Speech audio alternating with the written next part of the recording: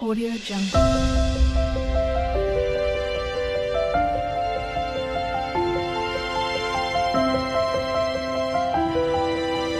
Audio Jungle.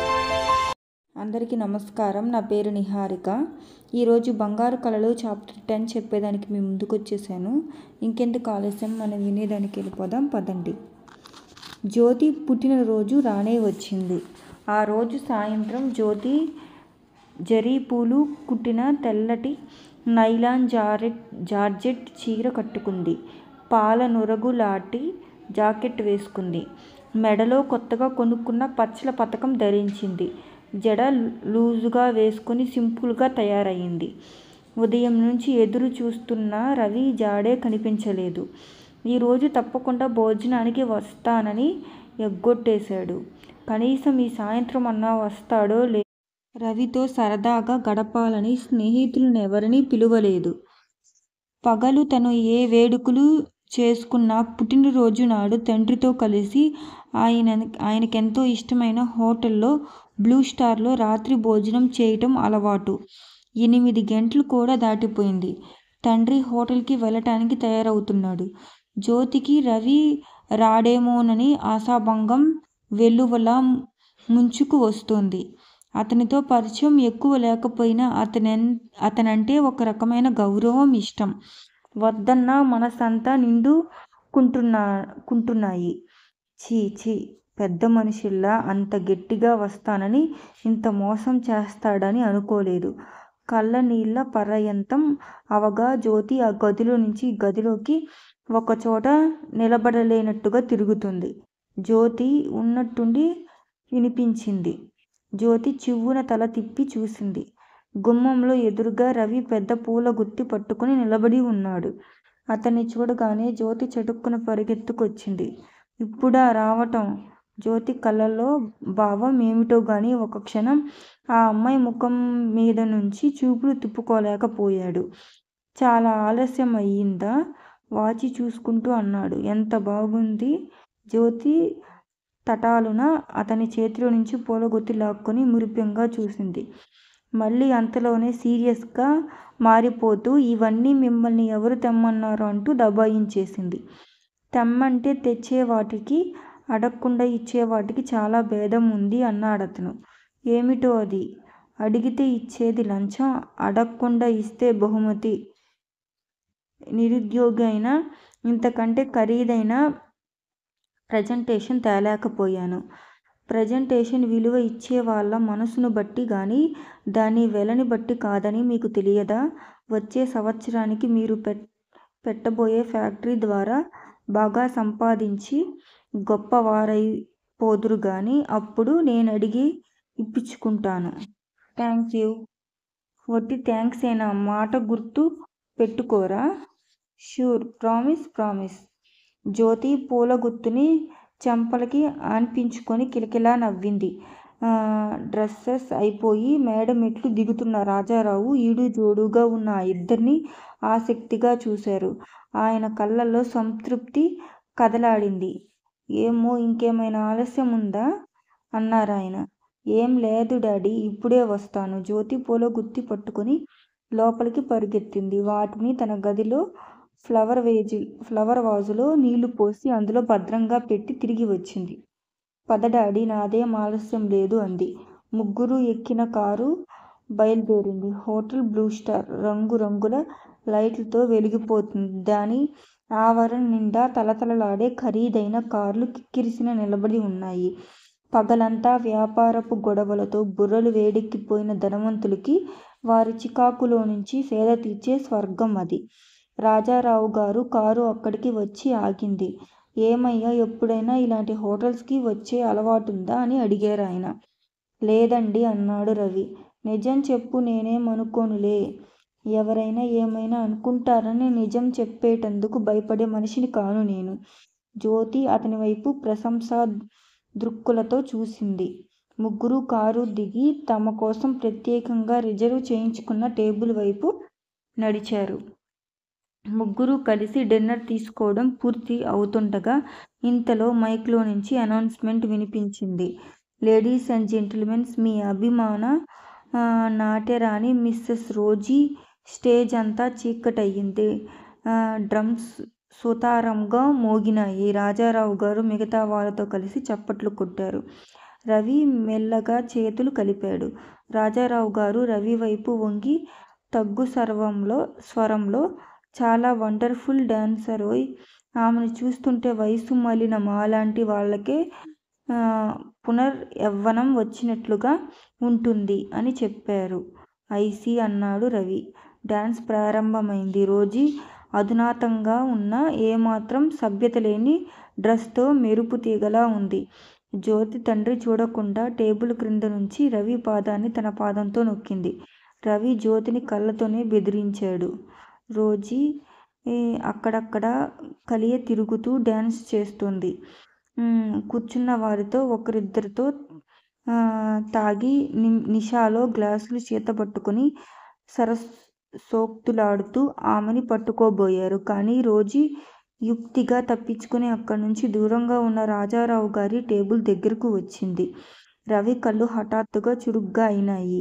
అతని కనుబొమ్మలు ముడివడినాయి. ఒక్క నిమిషం తన చుట్టూ ఉన్న పరిసరాలు మర్చిపోయినట్టుగా అయ్యాడు. రోజీ వైపే దిగ్భ్రాంతిగా కళ్ళప్పగించి చూస్తూ కుర్చీలో నుంచి లేవబోయాడు. అతని మైమరుపుని మరో రకంగా అర్థం చేసుకున్న రాజారావు గారు నవ్వుకుంటూ సున్నితంగా అతని చెయ్యి పట్టి లాగి కూర్చోపెట్టారు. జ్యోతి ముఖం ఈర్ష్యకు మారు పేరు అయ్యింది. రోజీ కూడా రవిని చూడగానే స్తబ్దురాలైనట్టుగా బొమ్మలా నిలబడిపోయింది. డ్రమ్స్ చెవులు దద్దరిల్లేటట్టు మోగుతున్నాయి. వాయిద్యాల సముద్ర ఘోషలా అయినాయి. కానీ అది క్షణికం మాత్రమే. మరుక్షణంలో గిరుక్కున అక్కడ నుంచి వెనక్కు తిరిగింది. నాట్యం వేగం రెట్టింపయింది. కానీ ఈసారి ముఖంలో మెరుపు లేదు. నవ్వులో జీవం లేదు. హోటల్ నుంచి బయటికి వచ్చేసరికి రాత్రి చాలా పొద్దుపోయింది. ఇంత పొద్దుపోయి ఎక్కడికి వెళ్తావు? ఈ రాత్రి మా ఇంట్లో పండుకో అన్నాడు రాజారావు. అబ్బే లేదండి, ఒక ఫ్రెండ్కి తప్పకుండా వస్తానని మాట ఇచ్చాను, వెళ్తాను అన్నాడు రవి. ఇంకెక్కడికి ఫ్రెండయ్యా? ఈ పాటికి నిద్రపోయే ఉంటాడు. రేపు నీ తరపున నేను క్షమాపణ చెప్పుకుంటానులే అన్నాడు రాజారావు గారు. పోనీ డాడీ, ఆయనంత వెళ్ళాలనుకుంటే ఎందుకు బలవంతం చేస్తావు అంది జ్యోతి కినుకుగా.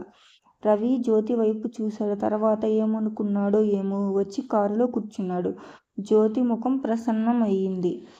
10 నిమిషాల అనంతరం రాజారావు గారి ఇంట్లో రవి జ్యోతి పడక గదిలో కుర్చీలో తలదించుకుని నుదుటి మీద వేళ్లతో రాచుకుంటూ పరధ్యానంగా కూర్చుని ఉన్నాడు. అతని మనసంతా అల్లకల్లోలంగా ఉంది. ఇదెక్కడి విచిత్రం! చచ్చిపోయిన మనుషులు బ్రతికి వస్తారా? మిస్ రోజీ సరోజ కావటం ఎలా సాధ్యం? సరోజ ముగ్ధురాలు. పరాయి మగవాడు కనిపిస్తే పైట నిండుగా కప్పుకొని తల కూడా శాంతమెత్తని స్వభావం. ఇంత చక్కగా నాట్యం చేయటం అనేది పూర్తిగా అసంభవం.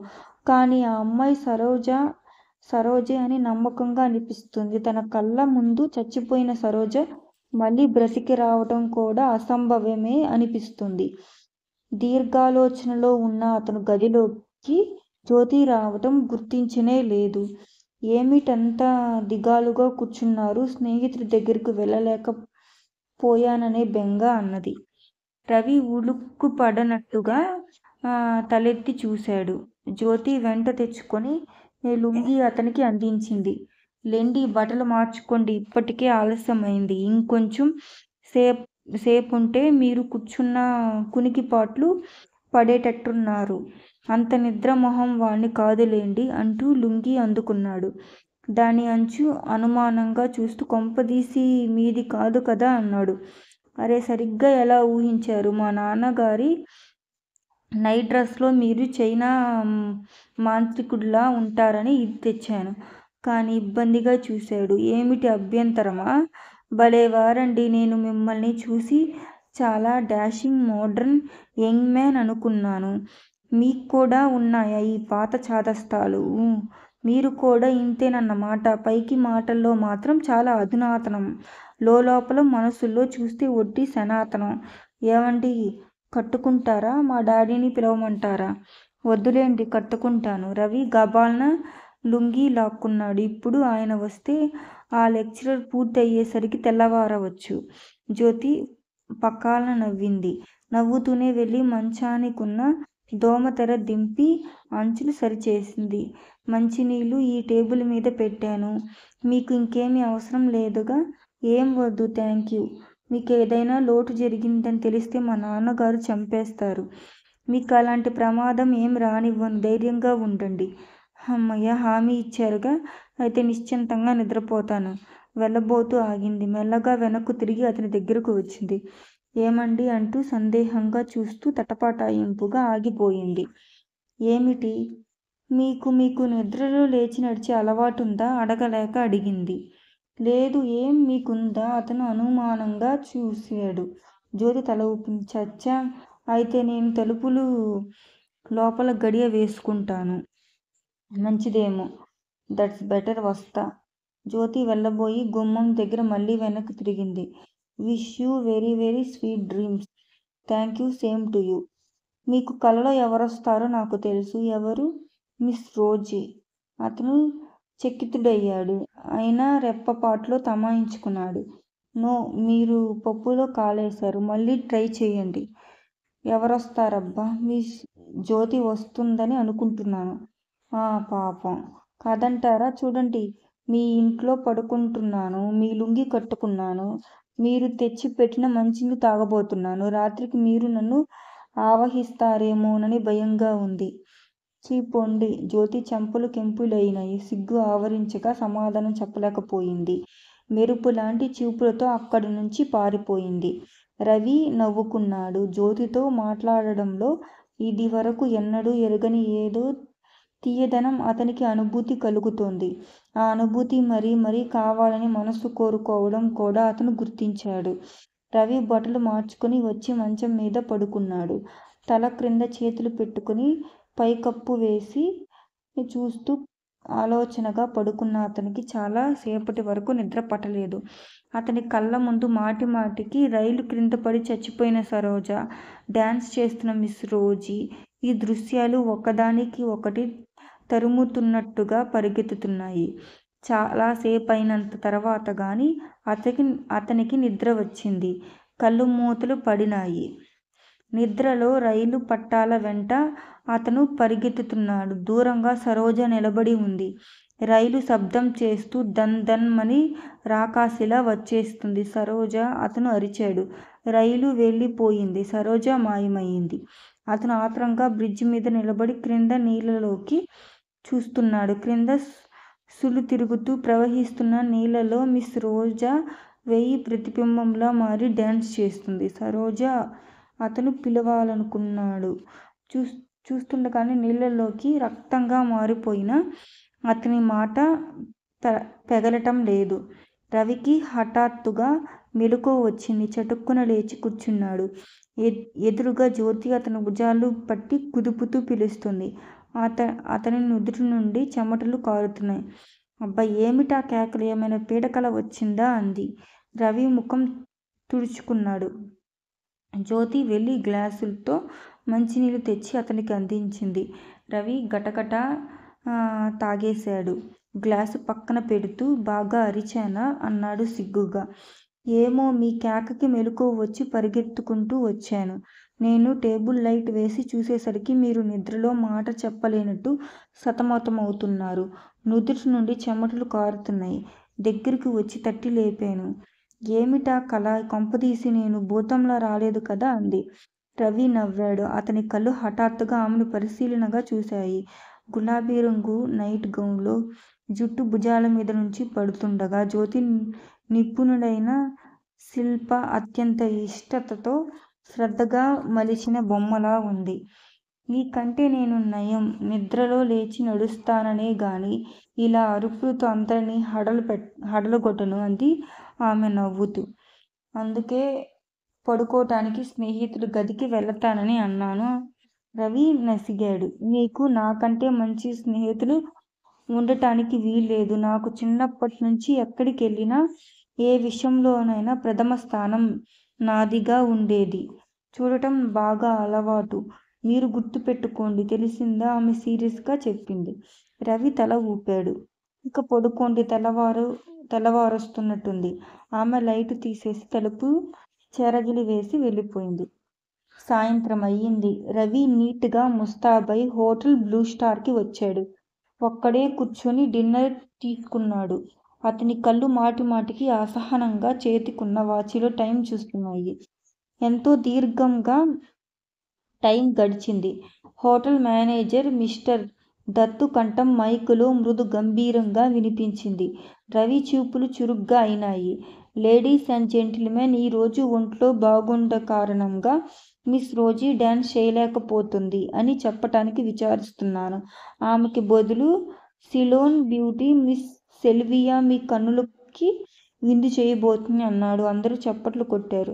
రవి చేతులు కలపటం మర్చిపోయినట్టుగా చేతనంగా కూర్చుండిపోయాడు. అతని ముఖం చెంపలంతా ఆశాభంగం పొందినట్టుగా ఉంది. డాన్స్ ప్రారంభమైంది. మిస్ సెల్వియా నాజుకైన శరీరం ఊపుతూ తల్లుకు లాంటి చూపుల్ని అక్కడున్న అందరి మీద విసురుతోంది. ఒక్క నిమిషం సిగరెట్టు నూసి యాస్ట్రోలోకి దులుపుతూ దీర్ఘంగా ఆలోచించి అతను మరుక్షణం లేచి మేనేజర్ దత్తు దగ్గరికి వెళ్ళాడు.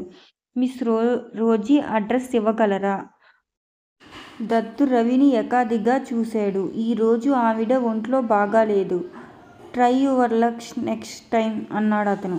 రవి దవడ ఎముక ఆగ్రహం అణుచుకున్నట్టుగా కదిలింది. క్షమించాలి, నేను రేపు ఉదయమే వెళ్ళబోతున్నాను. ఆవిడని అర్జెంటుగా కలవాలి. అంత అర్జెంట్ అయితే ఫోన్లో మాట్లాడండి. దత్తు నంబర్ ఇచ్చాడు. ఆవిడ అపాయింట్మెంట్ తీసుకోకుండా వెళితే వాకిట్లో ఉన్న షూర్క్ మిమ్మల్ని మర్యాద చేస్తాడు. జాగ్రత్త, దత్తు హెచ్చరించాడు. ఆ హెచ్చరికో అంతర్లీనంగా ఉన్న బెదిరింపు రవి చెవుల పసిగట్టలేకపోలేదు. రవి ఫోన్ దగ్గరికి వచ్చాడు. ఫోన్ రింగు అవగానే అవతల నుంచి హలో రోజీ స్పీకింగ్ అంటూ ఎంతో మృదుగా వినిపించింది. సందేహం లేదు, ఆ గొంతు సరోజదే. సరోజ, నేను రవిని మాట్లాడుతున్నాను. అతని మాట పూర్తి కాలేదు. అవతల వైపు క్షణం నిశ్శబ్దం. ఆ తర్వాత వెంటనే సారీ, రాంగ్ నంబర్. అతని ఫోన్ పెట్టేసి నా ధ్వని వినిపించింది. తర్వాత అతను ఎన్నిసార్లు చేసినా ఎంగేజ్ అయిన ధ్వనే వినిపించి వచ్చింది. ఖరీదైన ఆ మేడలో విశాలంగా ఉన్న హాల్లో అమర్చి ఉన్న ప్రతి వస్తువు ఆ ఇల్లు చాలా ధనవంతులదని రుజువు చేయటానికి తహతహలాడుతున్నట్టుగా ఉన్నాయి. క్రింద నేల మీద అపురూపమైన తివాసీ పరిచి ఉంది. మార్కెట్లో సరికొత్త ఫ్యాషన్ గల సోఫాలు అక్కడ వేసి ఉన్నాయి. హాలులో మూలల సాలార్జంగ్ మ్యూజియంలో భద్రతపరచవలసినంత అందమైన అమ్మాయి బొమ్మల సిగ్గులు చిందిస్తూ ఒదిగి నిలబడినాయి. గోడలకి ప్రకృతి చిత్రాలు చాలా అమూల్యమైనవి తగిలించి ఉన్నాయి. గుమ్మాలకి కిటికీలకి అధునాతనమైన డిజైన్లో సిల్క్ పరదాలు స్వర్గంగా వెలువడుతున్నాయి.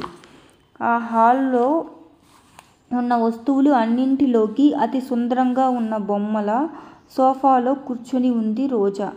ఆమెకెదురుగా హోటల్ మేనేజర్ దత్తు కూర్చొని ఉన్నాడు.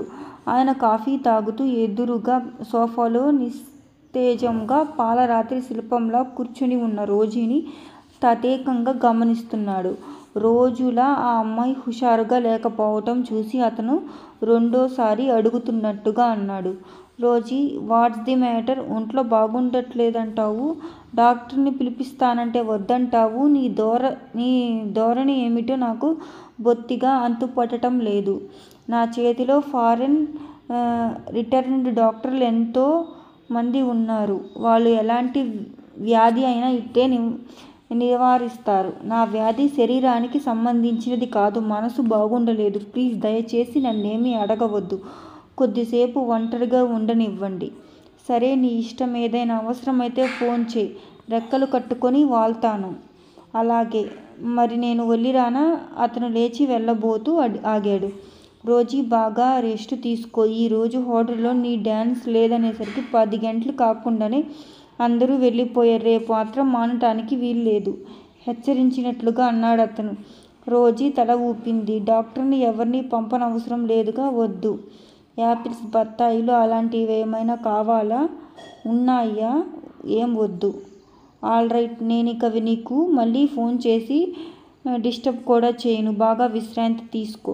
రేపు సాయంత్రం మామూలుగా నువ్వు హోటల్కి వచ్చే టైంకి కారు పంపుతాను, సరేనా? రోజీ యాంత్రికంగా తల ఊపింది. Thank you. దత్తు సంతోషించినట్లుగా తల వంచి నాటక పక్కీలో లాగా అభివాదం చేసి నవ్వి వెళ్ళిపోయాడు. రోజీ గుండెల్లో అంతవరకు అణుచుకుంటున్న ఆవేదన బయటికి వదులుతున్నట్టుగా నిట్టూర్పు విడిచింది. రోజీ లేచి దత్తుని పంపి తిరిగి వస్తుండగా హాల్లో ఫోన్ గనగనా మోగింది. రోజీ రిసీవర్ తీసి మెల్లగా హలో అంది. అవతల నుంచి వినిపిస్తున్న కంఠం వినగానే ముఖం వివరణమైంది. మనిషిలో తడబాటు కనిపించింది. ఎవరు? సరోజనా? మీకెన్నిసార్లు చెప్పాని? ఆ పేరు గల వాళ్ళెవరూ ఇక్కడ లేరు. రాంగ్ నంబర్ ప్లీజ్ అని ఫోన్ పెట్టేసింది. రోజీ ముఖం నిండా చిరు చెమటలు అమ్ములుకున్నాయి. ఫోన్ మీద నుంచి చెయ్యి తీస్తుంటే వేళ్ళు కంపించాయి. సరోజ అస్పష్టంగా అనుకుంది. కళ్ళలో చివ్వున నీళ్లు ఉబికాయి. సరోజ శక్తి తెచ్చుకున్న దానిలా ఫోన్ దగ్గరకు నుంచి కదిలి యువతలికి వచ్చింది. సరోజ కావాలట. రోజీ పెదవులు బిగపట్టి కన్నీళ్లు నిగ్రహించుకుంది. అక్కడి నుంచి తన గదిలోకి వెళ్ళబోతుండగా మళ్ళీ ఫోన్ గనగనలాడింది. రోజీ హఠాత్తుగా ఆగిపోయింది. భయపడుతున్న దానిలా ఫోన్ వైపు తిరిగి చూసింది. ఫోన్ మోగుతూనే ఉంది. క్షణంసేపు దానివైపు వెర్రిదానిలా చూసిన రోజీ గత్యంతరం లేని దానిలా ఏదో తెంచుకోలేని పాసం పట్టి ముందుకు లాగుతున్నట్టుగా మెల్లగా వెళ్ళి రిసీవర్ తీసింది. అవతల నుంచి ఆతృతగా వినిపించింది. సరోజ, నన్ను మోసం చేయకు. నేను రవిని మాట్లాడుతున్నాను. నిన్ను కలుసుకోవాలి, నీతో మాట్లాడాలి. రోజీ ఇక విని భరించలేనట్లుగా ఫోన్ పీకి నొక్కేస్తున్నట్లుగా మళ్ళీ పెట్టేసింది. హాల్లో నుంచి పని మీద బయటికి వెళ్తున్న నౌకర్ని పిలిచింది.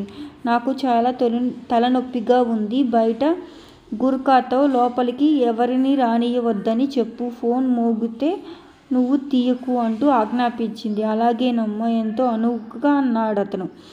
రోజీ వచ్చి గదిలో హంసతూలికలా తల్పంలా ఉన్న తన మంచం మీద కూర్చుంది. ఎంత వద్దనుకున్నా సరోజ అన్న పిలుపే చెవిలో ప్రతిధ్వనిస్తుంది. చివరికి ఎదురుగా గాజు తొట్టెలో క్రిందకి పైకి తిరుగుతున్న మిలమిలలాడే బంగారు చేపలు కూడా సరోజ అని పిలుస్తున్నట్టుగానే ఉంది. ఎక్కడుంది సరోజ? ఎన్నేళ్ల నాటి మాట. చచ్చిపోయిన సరోజని మళ్ళీ బ్రతికి రమ్మని పిలుస్తున్నాడు అతను. ఇక్కడున్న రోజీ అంటే నమ్మడేం? సరోజని తన గుండెల్లో సమాధి చేసి చాలా ఏళ్ళయిందని ఎలా అతనికి తెలియచేయటం? ఏం జీవితం ఇది? బ్రతికి ఉండగానే చచ్చిపోయిన వ్యక్తి తను. చచ్చిపోకుండానే మరో బ్రతుకుతున్న మనిషిని అయింది. ఒకనాడు అతను ఈ ప్రపంచంలో అందరికంటే ఆత్మీయుడు. ఈరోజు చూడటానికి వస్తున్నాడంటే భయంతో గుండెలు దడదడలాడుతున్నాయి. మాటలాడలేక మనసు మొగబోయింది. రోజీకి దుఃఖం ఉప్పెనలా వచ్చి ముంచేసింది. రెండు చేతుల్లో ముఖం కప్పుకొని ఏడవసాగింది. కరువు తీరా మనసారా ఏడుస్తూ ఏడుపులోనే ఏదో ఓదార్పు, మనశ్శాంతి లభిస్తున్నట్టుగా చాలాసేపు అలాగే కూర్చుండిపోయిన రోజీకి హఠాత్తుగా బయట కేకలు వినిపించాయి. తలుపు పడనట్టుగా లేచి వెళ్ళి కిటికీ తెరలు పక్కకు లాగి చూసింది. మేడ మీద పై అంతస్తులో ఉన్న గదిలో నిలబడి చూసిన రోజీకి క్రింద గ్రేటు దగ్గర రవి గూర్ఖాతో పేచీ పడుతూ కనిపించాడు. అతన్ని చూడగానే కొయ్య బారిపోయినట్టుగా నిలబడిపోయింది. రవి గూర్ఖాను రెండు తగిలించి అవతలికి తోస్తున్నాడు. రోజీ కంగారు పడిపోయింది. ఒక్క నిమిషం ఏం చేయటానికి పాలుపోక తికమకబడింది. ఆ వెంటనే మెరుపులా ఏదో స్ఫురించిన దానిలా చెంగుతో కళ్ళు గట్టిగా తుడిచేసుకుంది. అద్దం దగ్గరకు వెళ్ళి కమిలిన ముఖాన్ని దట్టంగా పౌడర్ అద్దుకొని గబగబా మెట్లు దిగి క్రింద హాల్లో పరిగెత్తుకొచ్చింది. అక్కడున్న పుస్తకం ఒకటి తీసుకుంది. సోఫాలో వెనక్కి చెరగిలబడి కూర్చుంది. రవి లోపలికి వచ్చాడు. అడుగుల శబ్దం విని అప్పుడే చూసినట్టుగా పుస్తకం పక్కకు తీసి అతన్ని ఎప్పుడు ఎరగనట్టు వింతగా అపరిచిత వ్యక్తిలా చూసింది. ఎవరు నువ్వు? ముఖం చిట్లించి అడిగింది. రవి ఆ మాట వినగానే బదలవబోతున్న అగ్నిపర్వతంలా అయ్యాడు. మెల్లగా ఒక్కొక్క అడుగే కొల్తున్నట్టుగా వేస్తూ రోజీ దగ్గరకు వచ్చాడు. నిన్నే. ఎవరు నువ్వు? రోజీ అహంకారంగా చూస్తూ నిర్లక్ష్యంగా రెట్టించింది. ఈ మాట వినగానే అగ్నిపర్వతం బల్లున బద్దలైంది. అతని చెయ్యి రోజీ జబ్బ పట్టుకొని లేవదీసింది. రోజీ చెంప చెల్లుమంది. గదిలో ఒక్క నిమిషం భయంకరమైన నిశ్శబ్దం ఏర్పడింది. ఇప్పటికైనా గుర్తుకొచ్చిందా నేనెవరినో? పగల్బిగువున అడిగాడు రవి. అతని ముఖం కందగడ్డలా ఉంది. ఆవేశంతో ఆగ్రహం ఉక్కిరిబిక్కిరి అవుతున్నాడు. రోజీ చెంప పట్టుకుని నిశ్చేష్టురాలైనట్టుగా అలాగే చూస్తుంది. పాపిష్టిదానా! నిన్నీ పరిస్థితిలో చూసేదానికంటే నీ శవం చూస్తే ఎంతో సంతోషించేవాడిని.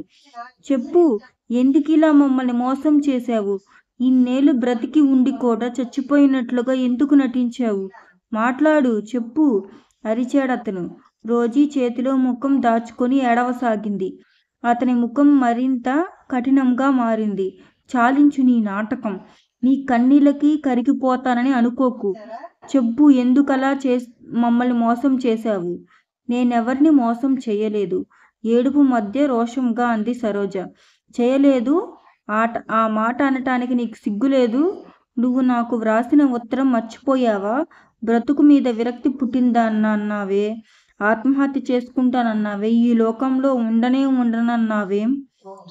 రవి, నోరుముయ్. చచ్చిపోయిందనే సానుభూతి కోసం మమ్మల్ని మోసం చేస్తావా? ఇన్నాళ్ళు ఆరని మంటగా నీ గురించి మేము కుమిలిపోతుంటే నువ్విక్కడ దర్జాగా రాణివాసం అనుభవిస్తున్నావా? సరోజ ఏదో చెప్పబోయింది, కానీ రవి వినిపించుకోలేదు. పైగా సరోజ అనే అమ్మాయి ఇక్కడ లేనే లేదన్నావు.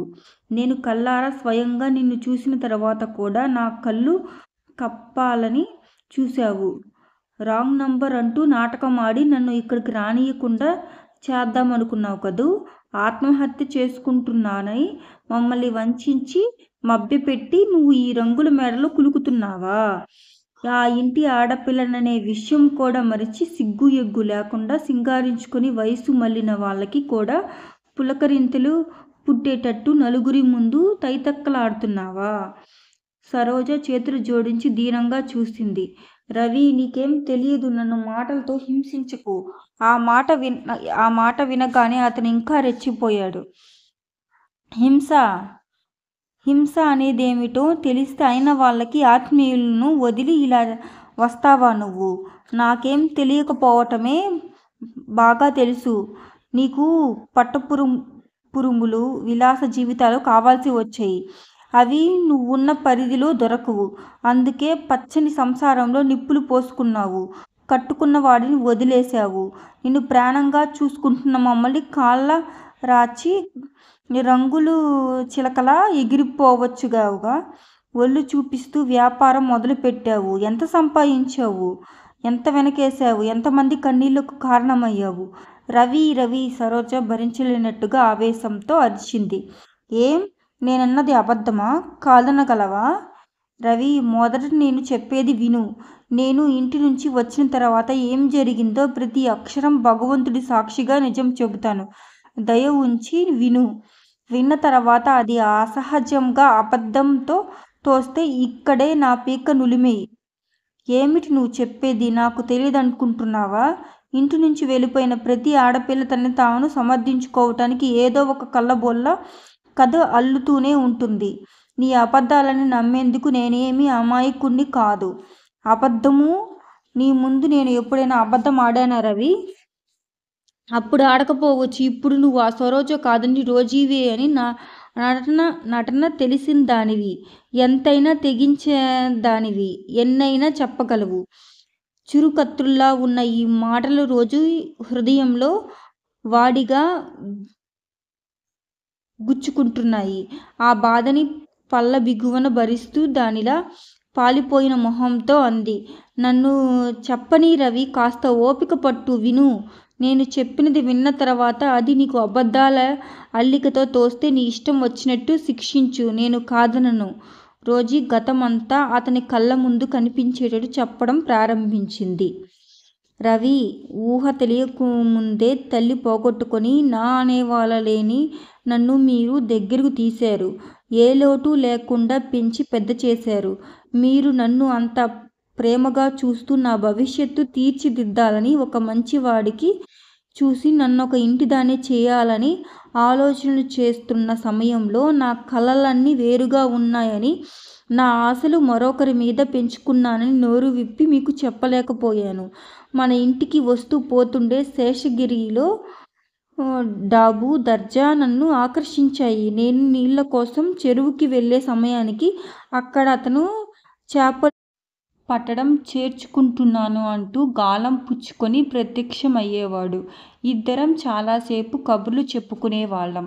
అతను నా మీద ఎంతో ప్రేమ ఉందని చెప్పాడు. నేను లేకుండా బ్రతకలేనన్నాడు. నా కన్నె మనసు అతని లాలింపుకు లొంగిపోయింది. నా ఊహల్లో అతనొక రాజకుమారుడు అయ్యాడు. మంచి వాళ్ళ నీడలో అభం శుభం తెలియకుండా పెరిగిన ముగ్ధత్వం, వంచన తెలుసుకోలేకపోయింది. అతనిదంతా మాటల గారడి అని, అతని కపట నాటకపు ఊబిలోకి నేను దిగిపోతున్నానని తెలుసుకోలేకపోయాను. మీకెవరికి శేషగిరి అంటే ఇష్టం లేదని నాకు తెలుసు. మీ అయిష్టమంతా తనకి ఎక్కువ అంతస్తు లేదేనని చిన్నచూపు అని శేషగిరి నా దగ్గర వాపోయేవాడు. ఆ రోజు నా పుట్టినరోజున మీరు నా కోసం చేయించిన నగలు వచ్చినాయి. నువ్వు అవి పెట్టుకొని చూపించుమన్నావు. నేను అవి అలంకరించుకొని వస్తుండగా ముందు గదిలో నువ్వు నాన్నగారితో నాన్న, ప్రసాద్కి సరోజనిచ్చి చెయ్యాలని నువ్వు అనుకుంటున్నట్టుగా తెలియజేశావు. అతను చాలా సంతోషంగా ఒప్పుకున్నాడు అనటం. అలాగా ఈరోజు నా మనసు చాలా తేలికగా ఉంది రవి. అయితే పురోహితుడిని రమ్మని కబురు చేస్తాను. మంచి ముహూర్తం ఎప్పుడు ఉందో తెలుసుకుని ముహూర్తం పెట్టిస్తాను అనడం విన్నాను. నా గుండెలు గల్లుమన్నాయి. మీకెవరికి ఎదురు చెప్పే అలవాటు నాకు చిన్నప్పటి నుంచి లేదు.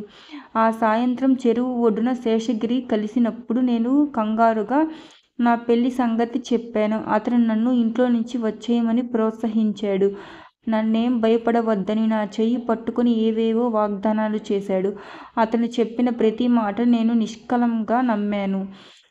ఆ రోజున అతను కోరినట్టే తెల్లవారుజామున మీతో చెప్పకుండా నేను అతనితో వెళ్ళిపోయాను. శేషగిరి నన్ను పక్క ఊరిలో ఉన్న అతని ఇంటికి తీసుకెళ్ళాడు. నేను వెంటనే వెళ్ళి పెళ్లి ఏర్పాట్లు చేయమని పట్టుబట్టాను. అతను నన్ను పురోహితుడి దగ్గరకు తీసుకెళ్ళాడు. ఆయన ఇది శూన్యమాసం అని, ఈ నెలలో వివాహాలు జరిగితే అది శుభప్రదం కాదని గట్టిగా హెచ్చరించాడు. ఈ మాట వినగానే నేను నిరుత్సాహపడిపోయాను. శూన్యమాసం వెళ్ళే వరకు నేనక్కడ ఉండటం, పెళ్లి కాకుండా శేషగిరితో కలిసి ఉండటం అసంభవమని చెప్పేశాను. నా కోసం నువ్వు ఇల్లు విడిచి వచ్చినప్పుడే నా భార్య అయిపోయావు సరోజ. పెళ్లి అనేది నామమాత్రమే అన్నాడు శేషగిరి. మా అవస్థ చూసి పురోహితుడు ఒక మార్గం చూపించాడు. ప్రస్తుతం ఇద్దరూ దైవ సన్నిధిలో దండలు మార్చుకోండి. ఆ తర్వాత శాస్త్రీయంగా పెళ్లి చేసుకుందురుగాని అన్నాడు.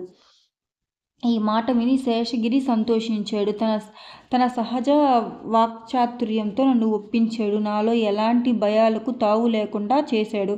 ఇద్దరం దేవాలయంలో దండలు మార్చుకున్నాము. అతను చెప్పిన ప్రతి మాట నిజానికి నిష్కలంగా నమ్మిన నేను భక్తి శ్రద్ధలతో కళ్ళు మూసుకొని మా దాంపత్యం ఆదర్శవంతంగా సుఖమయంగా నూరేళ్లు వర్ధిల్లేటట్లు చేయమని భగవంతుని మనస్సులోనే ప్రార్థించాను. నేను కోరుకున్నదల్లా ఒక్కటే, ఒక చిన్న ఇల్లు, అందులో శేషగిరితో ఆనందంగా నిండిన మా దాంపత్యం, ఇద్దరో ముగ్గురో మా అనురాగానికి నిదర్శనంగా పిల్లలు. అంతకంటే నాకింకేమీ వద్దు. వీటితో నేను చాలా ఆనందంగా ఉండగలను అనిపించేది.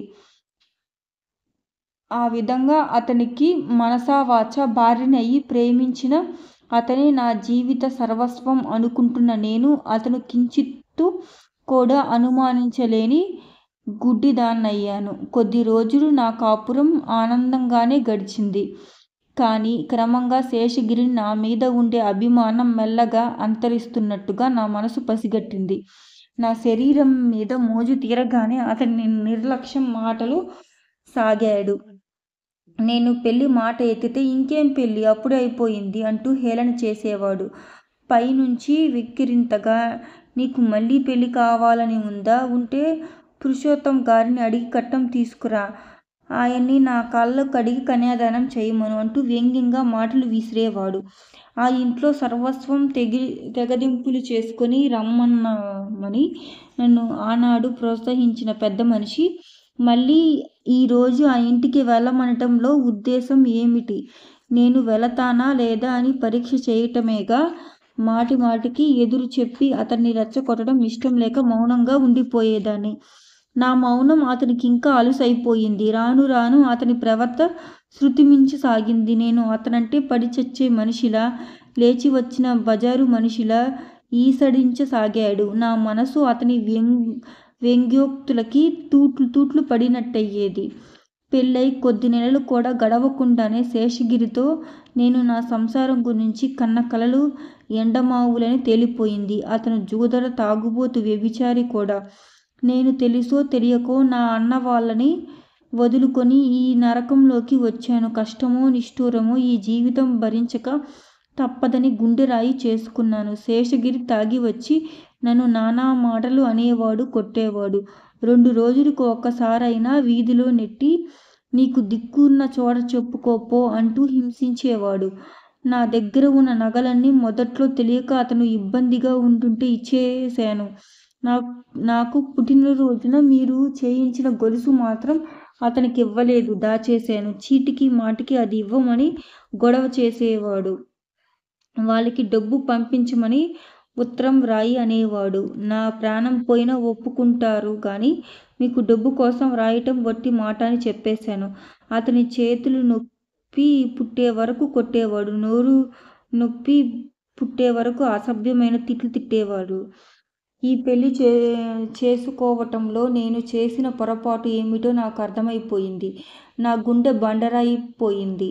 శేషగిరి పై షోకులు చూసి తీపి తీపి మాటలు నమ్మి అతని మీద వ్యామోహంలో ఆయన వాళ్ళని కాళ్ళదన్నుకొని వచ్చాను. ఇంట్లో నుంచి చెప్పకుండా వచ్చి వాళ్ళకి తలవంపులకి కారణమైన నేను మళ్ళీ ఏ ముఖం పెట్టుకొని ఆ ఇంటికి వెళ్ళను. నా జీవితం చేతులారా నేనే సర్వనాశనం చేసుకున్నాను. నాకీ నరకం నేనే కారణం అన్న వ్యధ నన్ను కృంగతీయసాగింది. ఆ పరిస్థితిలో నాకు నెల తప్పింది. నేను తల్లిని కాబోతున్నాననే విషయం తెలుసుకోగానే నేను హడలిపోయాను. నాకే గతి లేదు, ఇంకో ప్రాణికి నేనేం చేసుకోను అనిపించింది. కానీ అంత నిస్పృహలో కూడా నాలో అలసట లాంటిది మొలకెత్తింది. కనీసం ఈ మాట వింటేనైనా శేషగిరి మారతాడేమోననిపించింది. మా ఇద్దరి మధ్య ఊపిరి పోసుకోబోతున్న ఈ రక్త సంబంధం అతని మారుస్తుందేమోనని, అతని బిడ్డ తల్లిగా నన్ను గౌరవిస్తాడేమోనని అనుకున్నాను. కానీ అది కూడా దురాశే అయ్యింది. నేను గర్భవతి అని తెలియగానే అతను మండిపడ్డాడు. ఈ పీడ నాకేమిటి అన్నాడు. అసలు నా ప్రవర్తనే మంచిది కాదన్నాడు. నీతిమాలిన నేను తనని మోసం చేసి బలవంతంగా ఈ పెళ్లిలో దించానని బకాయించాడు. అతని ధోరణి వినగానే నేను నీరు కారిపోయాను. ఆ పరిస్థితిలో ఒకరోజు నేను సాయంత్రం వేళ దేవాలయానికి వెళ్ళి ఇంటికి తిరిగి వచ్చాను. పడక గదిలో నుంచి నవ్వులు వినిపించాయి. నేను గుమ్మంలో నుంచి లోపలికి తొంగి చూశాను. గదిలో మంచం మీద అపరిచితురాలైన ఒక అమ్మాయి పడుకుని ఉంది. శేషగిరి పక్కలో కూర్చుని ఆ అమ్మాయితో సరసాలాడుతున్నాడు. ఈ దృశ్యం చూడగానే నా గుండెలు బగ్గుమన్నాయి. చేతికి అందరిని పట్టుకుని వెళ్ళి ఇద్దరిని తలూక చితకబాదాను. అన్నంత ఆవేశం వచ్చింది. కానీ ఎలాగోలాగా వివేకం తెచ్చుకొని తమాయించుకున్నాను.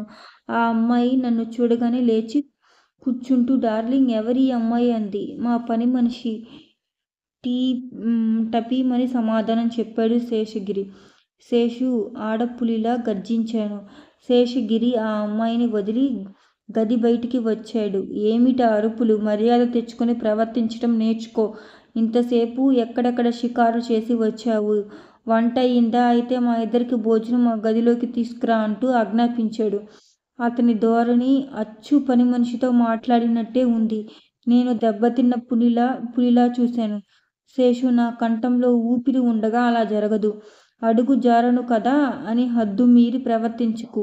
ఎవరా అమ్మాయి? అవతలికి వెళ్ళమను. ఆ పడక అడ్డమైన వాళ్ళు దొరికితే కాదని చెప్పు అంటూ ఆవేశంతో అరిచాను. కానీ శేషగిరి కించిత్తు కూడా చలించలేదు. పైనుంచి ఎకసెక్కంగా నవ్వాడు. ఇదివరకు వచ్చిన వాళ్ళు కూడా ఇలాగే భ్రమపడ్డారు. చెప్పింది చెయ్యను. నీ తీయటి మాటలతో నన్ను ఇంటి నుంచి బయటికి వచ్చేలా చేశావు. దండల పెళ్ళంటూ దగా చేశావు. నోరు మూయ్. ఆ దండలెప్పుడో వాడిపోయినాయి. నీ మీద నా మనసు తరిగిపోయింది. ఇంకా మంచివాడిని కాబట్టి నీకింత ముద్ద పడేస్తున్నాను. అందుకు సంతోషించు. ఇంట్లో నుంచి గెంటానంటే నీ బ్రతుకు కుక్కలు చింపిన విస్త్రీ అవుతుంది. జాగ్రత్త. ఆ గతి తెచ్చుకోకు. నీతో నాకు మాటలు అనవసరం అంటూ నేను చరచరా గదిలోకి వెళ్ళాను. ఆ అమ్మాయిని మంచం మీద నుంచి లాగి గది బయటికి తోసేశాను. ఆయనకు సిగ్గు లేకపోయినా నీకైనా లేదు. ఇది సంసార ఇల్లు. వెళ్ళు అవతలికి. వెళ్ళకపోయావంటే నలుగురిని పిలిచి నీ మొహాన ఉమ్మేయిస్తాను. జాగ్రత్త అంటూ బెదిరించాను. ఆ అమ్మాయి హడలిపోయినట్టుగా చూసింది. గిరి, ఇంటికి రమ్మనమని పిలిచి పనిమనిషి చేత అవమానం చేయిస్తావా? మళ్ళీ నీ గడప తొక్కితే ఒట్టు అనేసి కోపంగా గబగబా వెళ్ళిపోయింది. గదిలో మంచం మీద ఉన్న దుప్పటి లాగి పారేసి ఇంకొకటి పరుస్తూ నా దగ్గరికి శేషగిరి వచ్చారు.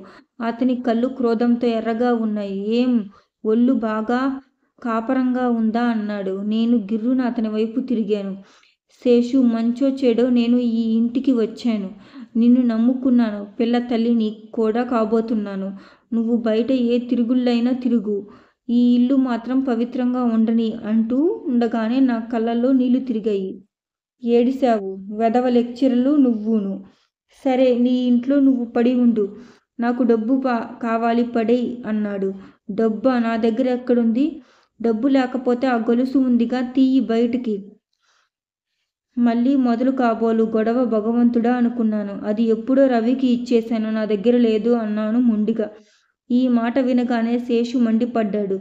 ఎప్పుడు ఇచ్చావు? వాడు ఇక్కడికి ఎప్పుడొచ్చాడు అంటూ నా జుట్టును పట్టుకున్నాడు. నిజం చెప్పు. నా వెనక ఎన్నాళ్ళుగా నుంచి సాగుతోంది ఈ నాటకం. అయితే నీ కడుపులో పెరుగుతున్న బిడ్డకి వాడే తండ్రి అన్నమాట. ఓసి రాక్షసి అంటూ కొట్టసాగాడు. అతని దెబ్బలకి నా శరీరం ఎప్పుడో బండబారిపోయింది.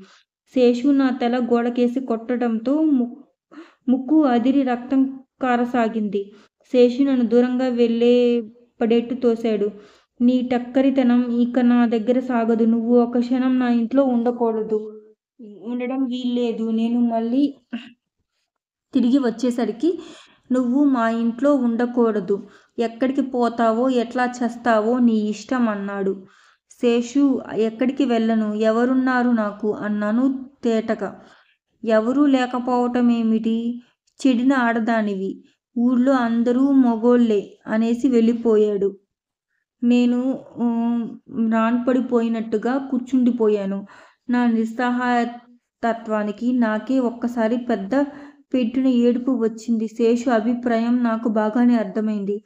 నా మీద మోజు తీరిపోయిన అతను నన్ను ఎలా వదిలించుకోవటమో అని చూస్తున్నాడు. ఈ రోజు కాకపోయినా రేపైనా నేను ఇంట్లో నుంచి వెళ్లాల్సిన దాన్నే. ఈ లోకం సంగతి బాగా తెలుసు నాకు. దగాపడిన దాన్ని అని నేను కళ్ళంబడి నీళ్లు పెట్టుకున్నా ఎవరూ నమ్మరు. కండకావరంతో కళ్ళు కనరాలేదని ఈసడిస్తారు, వెక్కిరిస్తారు, హేళన చేస్తారు. క్షణక్షణం జీవితం నవ్వుల పాలు అయ్యేలా గేలి చేస్తారు. ఆ క్షణంలో జీవితం అంటే నాకు అంతులేని విరక్తి కలిగింది. నాకు నేనే ఒక మార్గం నిశ్చయించుకున్నాను. నాలాంటి అభాగ్యురాలని ఒక మృత్యువు మినహా ఎవరూ ఆదరించరని తెలుసుకున్నాను. లేచి పెరటిలో తులసి కోటలో భద్రంగా దాచిన నగల పెట్టి తీసుకున్నాను. అది చూస్తుంటే నా కళ్ళంబడి నీళ్లు తిరిగాయి. నా మీద అభిమానంతో మీరు చేయించిన ఆ నగ మీకే చేర్చాలని అనుకున్నాను. అది శేషగిరి చేతిలో పడి ఏ ఉంపుడు గత్తె మెడలోనైనా అలంకరించబడడం నాకిష్టం లేకపోయింది. నేనేమైపోయానో మీరు వెతుక్కోకుండా నేను ఆత్మహత్య చేసుకుంటున్నానని చీటీ వ్రాసి అందులో పెట్టాను. ఆ రోజు రాత్రి నేను వచ్చేసరికి నువ్వు కూర్చుని చదువుకుంటున్నావు. నేను నిశ్శబ్దంగా ఆ పెట్టె అక్కడికి పెట్టి వచ్చేశాను. నిజం చెప్తున్నాను రవి, ఆ క్షణంలో నాకు బ్రతకాలనే కోరికే ఈ క్షణం మాత్రం కూడా లేదు. నేను గబగబా వెళ్తుంటే దూరం నుంచి నువ్వు పరుగెత్తి రావటం, సరోజ అని కేక పెట్టడం వినిపించింది. నేను చప్పున పక్కకు మళ్ళీ రైలు స్టేషన్లోకి పరిగెత్తాను. మీరు వెన్నంటి వచ్చి పట్టుకుంటారేమోనని భయం వేసింది. స్టేషన్లోకి పరిగెత్తుకుంటూ వచ్చి నేను అక్కడ కదలాడుతున్న నిశ్శబ్దంగా ఉన్న రైలులో ఎక్కేశాను. రైలు కొద్ది దూరం వచ్చిన తర్వాత ఒక బ్రిడ్జి వచ్చింది. దాని క్రింద నీళ్లు ప్రవహిస్తున్నాయి. గుండె రాయి చేసుకుని కళ్ళు మూసుకొని రైల్లో నుంచి ఆ నీళ్ళలోకి దూకేశాను. నేను మరణిస్తున్నానని, నా కష్టాలు తీరిపోతాయనే వెర్రి ఆనందం కలిగింది నాకు. సరోజ ఆగి కళ్ళు తుడుచుకుంది. సరోజ, రవి దిమ్మ తిరిగిపోయేటట్టు చూస్తున్నాడు. అవును రవి, ఆ విధంగా ఆ రోజు చచ్చిపోయినా బాగుండేది. కానీ పాపి చిరాయు అన్నారు. నా ప్రాణం పోలేదు. సరోజ కంఠం వణికింది. రవి ఆగ్రహం చల్లారిపోయింది.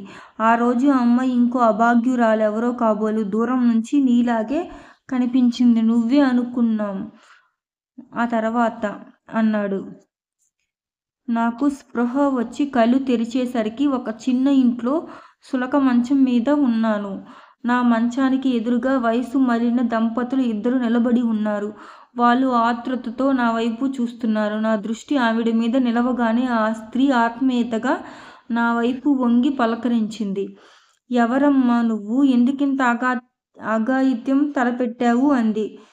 నేను కన్నీళ్లతో చేతులు మెల్లిగా జోడించాను. నాకెవ్వరూ లేరు, నన్ను చచ్చిపోయినివ్వండి అన్నాను. పిచ్చి తల్లి, ఇది దేవుడు ఇచ్చిన ప్రాణమమ్మా, దేవుడే మళ్ళీ తీసుకెళ్ళాలి అని అన్నదావిడ. నా బాధ మీకు తెలియదు అన్నాను అస్పష్టంగా. నీ బాధ ఎలాంటిదైనా నువ్వు ఇప్పుడు ఒక్కదానివే కాదు, నీలో మరో ప్రాణం పెరుగుతుంది కాదమ్మా. దాని హత్య చేసే అధికారం నీకు లేదు. దానికోసమైనా నువ్వు బ్రతకాలి. నా పేరు రంగయ్య. ఈమె నా ఇంటిది. మా దగ్గరుండుగా నీకేం భయం లేదు అన్నాడాయన. ఆవిడ వేడి పాలు తెచ్చి నా చేత తాగించింది. నా తడి బట్టలు విప్పించి తన చీర కట్టించింది. నన్ను కూర్చోబెట్టి నా జుట్టు చిక్కు తీసి జడ అల్లింది. ఆ తర్వాత నాకు తెలిసింది. భార్యాభర్తలైన రంగయ్య మంగమ్మ చెల్లికి సుస్థి చేసి చూడటానికి ఈ పల్లెటూరికి వచ్చారు. స్నానానికి కాలవకి వచ్చిన రంగయ్య నీళ్ళల్లో కొట్టుకు వస్తున్న నన్ను చూసి రక్షించి ఒడ్డున చేర్చాడు. దారిపోతున్న ఇంకో ఇద్దరిని కేకవేసి పిలిచి వాళ్ళ సాయంతో నన్ను ఇంటికి చేర్చాడు. రంగయ్య మంగమ్మలకి ఒకే ఒక్క కూతురు ఉండేది. ఆ అమ్మాయి తొలి కానుపులో ప్రసవించలేక క్రిందట చచ్చిపోయింది. రంగమ్మ ఏడుస్తూ చెప్పింది. నేను నేల తప్పిన మనిషి అవడంతో వాళ్ళకి నా మీద ఇంకా జాలి వేసింది. రంగయ్య ఆ సాయంత్రం మీ వాళ్ళెవరో అడ్రస్ చెప్పమ్మా, ఉత్తరం రాయిస్తాను. నాకెవరూ లేరు అన్నాను. తర్వాత మళ్ళీ వాళ్ళు ఆ ప్రశ్న ఎత్తలేదు. మెడలో మంగళసూత్రం లేదు. పిల్లతల్లి కాబోతుంది. ఏ ముద్రనష్టుడో మోసం చేసి ఉంటాడు పాపం. అందుకే ఇంత అఘాయిత్యం తలపెట్టిందన్నట్టు ఆ పిల్లని ఇక మనం టపూసులే అడగొద్దు. మంగమ్మ రంగయ్యను హెచ్చరించడం నేను విన్నాను. రంగయ్య వాళ్ళు నన్ను బలవంతంగా వాళ్ళతో పట్నం తీసుకువచ్చారు. మంగమ్మ నేను మళ్ళీ ఎక్కడికి ఏ అఘాయిత్యం చేస్తానోనని భయపడుతున్నట్టుగా నీడలా నన్ను వదిలేది కాదు. ముగ్గురం పట్నం వచ్చాం. రంగయ్య లారీలు దగ్గర బస్తాలు ఎత్తడం దింపడం పనిచేసేవాడు. వాళ్ళ అండలో వాళ్ళ చిన్న ఇంట్లో నేను అజ్ఞాతపు బ్రతకడం ప్రారంభించాను. రంగయ్య మంగమ్మ నన్ను కొన్న బిడ్డ కంటే ఎక్కువగా చూసుకుసాగారు. నాకు బ్రతుకు మీద విరక్తిగా ఉంది. మన్ను తిన్న పాముల సబ్దుగా గడిపేదాన్ని. జీవచ్చంలా అయిన నేను పురిటి గండం గడిచి బయట పడతానని అనుకోలేదు. రంగయ్య మంగమ్మ నాకు పుట్టబోయే బిడ్డ గురించి ఊహాగానాలు చేస్తూ ఆడపిల్ల పుడితే తమ కన్న కూతురే తమ ఇంటికి మళ్ళీ వచ్చినట్టుగా అనుకోసాగాడు. ఇది ఒకందుకు నయమే అనిపించింది. నేనేమైపోయినా భయం లేదు. వీళ్ళు నాకు పుట్టబోయే బిడ్డనికి ఏ లోటు రానివ్వరు అనుకున్నాను. నాకు నెలలు నిండాయి. చివరికి ఉరి శిక్ష లాంటి ఆ రోజు రానే వచ్చింది. ఇంట్లో మంగమ్మ చేతులు మీదగానే నా పురుడు జరిగింది. నేను సుఖప్రసవం అయ్యాను. ఆడపిల్ల కలిగింది. ఆ శిశువును చూడగానే ఆ దంపతులిద్దరూ పొందిన ఆనందం అంతా ఇంతా కాదు, వాళ్ళ అమ్మాయే వాళ్ళకి మళ్ళీ ఇలా చేరువైందని వెర్రి ఆనందం పొందారు. పోనీ ఆ బిడ్డ నా దుఃఖానికి కారణమైన ఇంకొకరికి ఆనందం పంచి ఇచ్చింది అని నిట్టూర్పు విడిచాను. మొదట్లో ఆ బిడ్డను చూస్తే నాకెలాంటి భావమూ కలగలేదు. కానీ తర్వాత బుల్లి బుల్లి కాళ్ళతో, చేతులతో, ఎర్రటి నోరుతో కేర్ మని ఏడుస్తూ తన ఉనికిని గుర్తించమని గొడవ చేస్తున్నట్టుగా నన్ను ఆ పసికందును చూడగానే నాకు ఎలాగో అనిపించసాగింది. ఆ బిడ్డకి పాలు ఇస్తుంటే ఈ సృష్టిలో మాతృత్వం అనేది స్త్రీకి ఎంత మధురమైన అనుభూతో మొదటిసారిగా నాకు అర్థమైంది. ఎండి బీటలు వారిన హృదయంలో ఆ పాప ఏడుపు తొలకరి వానలా అమృతపు జల్లుగా కురిసింది. మోడుగా ఉన్న నా మనసులో కొత్త ఆశలు చివుళ్ళు తొడగసాగినాయి. శేషగిరి దుర్మార్గుడు అయితేనేం, ఈ రూపం నా రక్తం, నా ప్రాణం. నేను లేకపోతే పాపను ఎవరు చూస్తారు? అమ్మలేని జీవితం ఎంత ఒంటరితనమైనదో నేను స్వయంగా అనుభవించాను. నా దురదృష్టమే మళ్ళీ నా పాపకు రాకూడదని అనిపించింది. రోజులు గడుస్తున్నాయి. పాప బోర్లా పడుతోంది. లేచి పాకటానికి ప్రయత్నిస్తుంది. మెల్లగా అందినవి పట్టుకుని లేచి నిలబడటానికి, తప్పటడుగులు వేయటానికి ప్రయత్నిస్తోంది. బోసి నవ్వులతో నా వైపు చూడగానే చేతులు ఊపేది. క్రమంగా నా ఆశలు, కలలు, ఆనందం సమస్తమూ పాపే అయిపోయింది. ఈ చిన్నారి రూపం మినహా ఈ ప్రపంచంలో నాకింకేవీ అవసరం లేదని అనిపించేది. రంగయ్య నీడలో నా జీవితం నిరాడంబరంగా జరిగిపోతోంది. రంగయ్య స్వతహాగా అంత ఆరోగ్యమైన మనిషి కాదు. దానికి తోడు మా ఖర్చు అతనికి అదనపు భారం అవటంతో అతను ఎక్కువగా శ్రమ పడాల్సి వచ్చేది. ఇది గమనించిన నేను, బాబాయ్, నేను కూడా ఏదైనా పని చేస్తాను. తృణమో పణమో వస్తే పాప ఖర్చులకైనా వస్తుంది అన్నాను. ఏం చేస్తావమ్మా, వయసులో ఉన్న ఆడపిల్లవి, ఒంటరిగా బయట తిరగడం కష్టం. వద్దు, ఉన్నదాంట్లోనే తిందామన్నాడు. నాకెటూ పాలు పోలేదు. ఎన్నాళ్ళని వాళ్ళ మీద ఆధారపడటం అనుకోసాగాను. ఒకనాడు సాటి వాళ్ళు ఇద్దరూ రంగయ్యని చేతుల మీద ఇంటికి తెచ్చారు. ఏమిటి బాబాయ్ అన్నాను ఆదుర్దాగా. ఏం లేదమ్మా, కళ్ళు తిరిగి పడ్డాను, గుండెలో నొప్పిగా ఉంది అన్నాడు. డాక్టర్ దగ్గరకు తీసుకెళ్తే బాగా విశ్రాంతి తీసుకోమని, మందులు వాడమని చెప్పాడు. రంగయ్య మంచంలోంచి లేవలేకపోవటంతో ఇల్లు గడవటం కష్టంగా అయ్యింది. మంగమ్మ ఆ ఇంట్లో ఈ ఇంట్లో చాకిరీ చేసి తెచ్చిన డబ్బులు ఒక మూలకి కూడా సరిపోవటం లేదు. నేను వంట పని కానీ, ట్యూషన్లు చెప్పటం కానీ, ఏ పని చేయటానికైనా సిద్ధంగా ఉన్నాను. కానీ నా వయసే నాకు శత్రువైపోయింది. ఒకళ్ళ ఇంట్లో వంట పని కుదిరాను. నేను తలవంచుకొని నా పని నేను చూసుకొని వచ్చేదాన్ని. అయితే మాత్రమే ఒకరోజున ఇంటాయన వాళ్ళ ఆవిడ ఇంట్లో లేని సమయం చూసి వంట చేస్తున్న నా దగ్గరికి వచ్చాడు. తన మాట వింటే నాకు ఎలాంటి ఇబ్బంది లేకుండా గడిచిపోయేటట్టు చూస్తానన్నాడు. నా మీద వ్యామోహం నిండిన అతని మాటలు వింటుంటే నాకు బగ్గున కోపం వచ్చింది. చేతిలో ఉన్నది పెట్టి అతన్ని ఎడాపెడా కొట్టి ఇంటికి పారిపోయి వచ్చాను. మర్నాడు పొద్దుట ఆ ఇంటావిడ వచ్చి నానా గొడవ చేసింది. నేను వాళ్ళ ఇంటావిడిని లోబరుచుకొని డబ్బు కాజేయాలని, ఆ ఇంటికి యజమానురాలిని అవ్వాలని చూస్తున్నానట. నిన్న తను ఇంట్లో లేనప్పుడు వాళ్ళ ఆయనతో నేను ఆడిన నాటకం అంతా ఆవిడకి తెలిసిందట. అసలు ఇలాంటి కులుకులాడిని ఇంట్లో పెట్టుకోవడమే తనదే తప్పంటూ అనరాని మాటలు అని వెళ్ళిపోయింది. నేను జరిగిందంతా చెప్పి ఏడుస్తుంటే మంగమ్మ దగ్గరకు తీసుకొని ఓదార్చింది. ఇరుగు పొరుగు ఈ గలాబా విని చెవులు కొరుక్కునే సాగారు.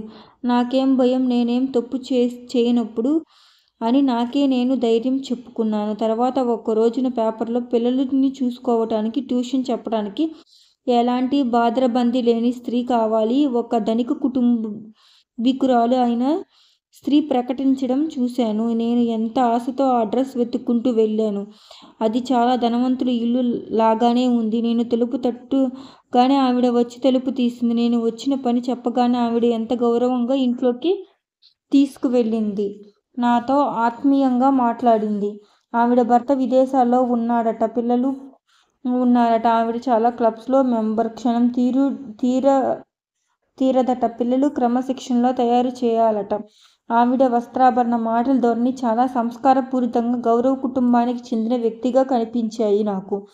నేను ఎంతో ఆనందంగా ఆ బాధ్యత తీసుకోవటానికి ఒప్పుకున్నాను. ఆవిడ ఇస్తానన్న జీవితం కూడా చాలా ఎక్కువగానే ఉంది. ఆవిడ నా గురించి వివరాలు అడిగింది. నాకు భర్త లేడని, ఒక పాప ఉందని, నాకెవరూ లేరని, ఒంటరిదానని చెప్పాను. ఆవిడ చాలా సానుభూతిగా చూసింది. నేను కూర్చుని మాట్లాడుతుండగానే బాగా వర్షం ప్రారంభమైంది. కుండపోతగా ఉన్న ఆ వర్షం అంతకంతకీ బాగా ఎక్కువైపోయింది తప్ప తగ్గలేదు. టైం చాలా అయ్యింది. నేను చాలా దూరం వెళ్ళాలి. నేను సెలవు తీసుకుని వెళతానని లేచాను. ఆవిడ ఆ చీకట్లో ఒంటరిగా నన్ను పంపడానికి భయపడినట్లుగా మాట్లాడింది. ఇంత రాత్రివేళ అంత దూరం ఒక్కదానివే వెళ్ళటం మంచిది కాదమ్మా. బస్సులు మారాలి అంటున్నావు. బస్సు దొరక్కపోతే ఒంటరిగా చిక్కడిపోతావు. ఇక్కడ నీకేం భయం లేదు. నా చెల్లెళ్ళతో పాటు పడుకోవచ్చు. రాత్రికే ఉండి ఉదయమే వెళ్ళు అని హెచ్చరించింది. నేను కొత్త చోట్లో ఉండటానికి తటపటాయించిన బయట చీకటి, వాన చూసి గత్యంతరం లేక ఆగిపోయాను. నాకు అక్కడ ఉండటానికి బెరుకుగానే తోచిన ఆవిడ చెప్పింది సబబుగానే తోచింది. ఆవిడ నాకు తన చెల్లెళ్ళతో పాటు ఎంతో ఆప్యాయంగా భోజనం వడ్డించింది. నాకు పడక గదిలో పడక ఏర్పాటు చేసింది. కొత్త చోట్లు కావటం వల్ల పడుకున్నానన్న మాటే గాని నాకు కంట మీదకి కునుకు రాలేదు. పాప ఏడుస్తుందేమోనని నేను ఇంటికి రాలేదని రంగమ్మ, మంగమ్మ ఎంత కంగారు పడుతున్నారో, నేను ఇక్కడ చిక్కుకుపోయానే అనుకుంటూ తెల్లవారటానికి గంటలు లెక్క పెడుతూ మంచం మీద కూర్చున్నాను. రాత్రి బాగా పొద్దుపోయింది. వాన పూర్తిగా తగ్గిపోయింది. మంచం మీద పడుకోబోతున్న నాకు ఇంతలో ఎవరో తలుపు తట్టిన శబ్దం అయింది. లేచి వెళ్ళి తలుపు తీశాను. ఎదురుగా ఒక అపరిచిత వ్యక్తి నిలబడి ఉన్నాడు. ఎవరు మీరు? మీకేం కావాలి అన్నాను. అతను వెకిలిగా నవ్వి లోపలికి తీసుకొని వచ్చి తలుపులు మూశాడు. నాకు భయంతో ప్రాణం ఎగిరిపోయినట్టుగా అనిపించింది. ఎవరు నువ్వు? శక్తి కూడా తీసుకుని గర్జించాను. ఈ రాత్రి నీ వాడిని. అతను నా దగ్గరకు రాబోయాడు. రాస్కెల్, పో బయటికి. ఈసారి నిజంగానే ఆవేశం వచ్చింది. కోప్పడకు. నీ చేత తిట్లు తినటానికి కాదు. నేను మీ మేడంకి 100 రూపాయలు ఇచ్చింది. నోరుముయ్. నేనెవరు అనుకుంటున్నాను? అందమైన రామచిలకవి. ఈ రాత్రి నా కౌగిలిలో గువ్వలా ఒదిగిపోయేదానివి. నువ్వు చాలా పొరపడ్డావు. ఈ ఇంట్లో పిల్లలకి నేను ట్యూషన్ చెప్పడానికి వచ్చాను. ఈ మాట వినగానే అతను విరగబడి నవ్వాడు. ట్యూషనా? అతనికి మళ్ళీ నవ్వు పొంగులా వచ్చింది. బేష్, సానికొంపలో ట్యూషనా? కరెక్ట్, బాగా చెప్పావు. ఇప్పుడు చాలామంది ఇటే ట్యూషన్ చెప్పుకుంటున్నారు అంటూ నా దగ్గరికి వచ్చాడు. చీ పాపిష్టివాడా, వదులు వదులు అంటూ అతని పట్టు నుంచి విడిపించుకోవడానికి పెనుగులాడాను. అతని పశుబలం ఎదుర్కోవడం కష్టమైన ప్రాణానికి తెగించి దానిలా ఎదురు తిరిగాను. ఇంతలో తలుపు తట్టిన శబ్దం అయింది. నాకు ప్రాణం లేచి వచ్చింది. పరిగెత్తుకుంటూ వెళ్ళి తలుపు తీయబోయాను. అతను ఊ అంటూ కల్లెర్ర చేసి నన్ను దూరంగా ఒక తోపు తోశాడు. నేను వెళ్ళి మంచం మీద పడ్డాను. ఎవరే అది? మధ్యలో ఎందుకు తలుపు తట్టడం అంటూ చిరాగ్గా అంటూ వెళ్ళి తలుపు తీసిన. ఎదురుగా పోలీసులున్నారు. వాళ్ళని చూడగానే అతను కంగు తిన్నాడు. ఏయ్, వీళ్ళని అరెస్ట్ చెయ్యండి అన్నాడు పోలీస్ అధికారి. ఎందుకండి? మేమేం తప్పు చేశాను? ఈమె నా భార్య అన్నాడు అతను. షటప్, పోలీస్ అధికారి గర్జించాడు. నేనెంత చెప్పినా పోలీసులు వినకుండా నన్ను కూడా అరెస్ట్ చేశారు. నా కన్నీళ్ళు వేడికోలు వాళ్ళని కరిగించలేదు. చాలే నీ నాటకం అన్నట్టుగా ఏవగింపుగా చూశారు. మేమంతా అరెస్ట్ అయ్యాము. ఆ తెల్లవారు ఆ వ్యభిచార నేరానికి రోదక చట్టం క్రితం మమ్మల్ని విచారణ జరిపారు. అందరితో పాటు నాకు కూడా 200 జరిమానా లేదా 2 వారాలు జైలు శిక్ష. నేను నిర్జీవంగా కూర్చుండిపోయాను. నా దగ్గర 200 ఎక్కడివి? జైలు శిక్ష తప్పదనుకున్నాను. కానీ ఎవరో జమునాబాయి గారట, సోషల్ వర్కర్. ఆవిడ వచ్చి మాలో జరిమానా కట్టలేని వాళ్ళకి తను కట్టించి విడిపించింది. మా అందరి స్థితిగతులు స్వయంగా కనుక్కుంది. నేను నాకెవ్వరూ లేరని, బిడ్డ తల్లినని చెప్పాను. ఆవిడ నా మెడ వైపు చూసింది. నేను పెళ్లి కాని దానిని అర్థం చేసుకుంది. సానుభూతిగా మాట్లాడింది. నాకు ఏడుపు వచ్చింది. నా పాప మీద ఒట్టేసి చెప్తున్నానమ్మా, నాకేం పాపం తెలియదన్నాను. నాకేదైనా దోవ చూపించండి. నా కాళ్ళ మీద నేను నిలబడగలను. పనేదైనా చెప్పండి. మీకు జీవితాంతం రుణపడి ఉంటాను అన్నాను. ఆవిడ నా చదువు వివరాలు అడిగింది. నేను చెప్పాను. దానికి ఉద్యోగాలంటూ ఏమీ రావు. నాకు వచ్చిన వంట ట్యూషన్ చెప్పటం ఇవి నా వయసు మూలంగా కుదరదు. ఆవిడ ఆలోచించసాగారు. జమునాబాయి గారికి ఆప్తమిత్రురాలట సుమిత్రాదేవి కూడా అక్కడే ఉంది. ఆవిడ నన్ను చూసి ఇదంతా విన్న తర్వాత జమున ఈ అమ్మాయికి డాన్స్ ఎందుకు నేర్చుకోమనకూడదు అంది. నేను త్రుళ్ళిపడ్డాను. ఈ వయసులో డాన్సా? బిడ్డ తల్లి అయిన తర్వాత అన్నాను. ఎంత వయసమ్మా నీది? 20 కూడా దాటినట్టు లేదు. నీకు మంచి ఫిగర్ ఉంది. డాన్స్ నేర్చుకుంటే నువ్వు బాగా రాణిస్తావు. నాకు నమ్మకం ఉంది అన్నారావిడ. ఏం సరోజ, ఏమంటావు అన్నారావిడ. నువ్వు ఒప్పుకుంటే రోజు 1 గంట జమునాబాయి గారింట్లో నీకు నేను నేర్పుతాను అంది సుమిత్రాదేవి. అమ్మా, మీరు పెద్దవారు, అనుభవజ్ఞులు, మీరెలా చేయమంటే అలా చేస్తాను అన్నాను.